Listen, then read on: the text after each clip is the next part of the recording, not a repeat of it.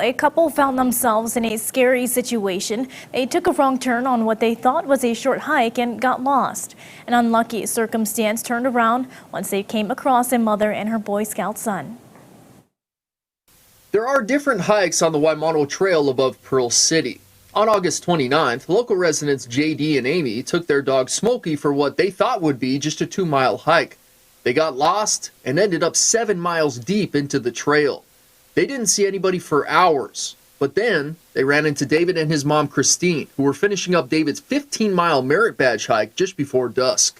And then we asked, "Oh, do you need any help?" And they said, "Yeah," because then they showed us that the dog's paws had some cuts on it, so it hurt when the dog would walk. When the dog would walk, it would just be really painful. JD tried to carry the dog on his back, but it was just too heavy. That's when David's scout training kicked in.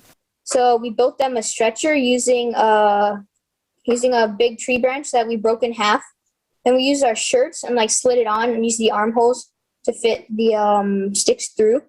It's a technique David learned from his older brother, who is an Eagle Scout. Christine was skeptical it would work. It actually was his idea to make the stretcher because we didn't think it was going to work because we didn't think a dog would get on a stretcher. But the dog was so tired, Smokey, that he was just very happy to get on the stretcher and we just carried him out. Christine and David didn't have any cell service, so they all took turns carrying Smokey 3 miles back to the entrance. It wasn't easy on David, who had just played a soccer game before going on his 15-mile hike. It was really tough, but we rotated. So sometimes we did 4 people, 1 on each side. They made it out.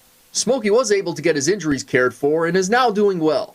David says it's a good reminder to be prepared before hitting the trail, packing water and food, and knowing your route.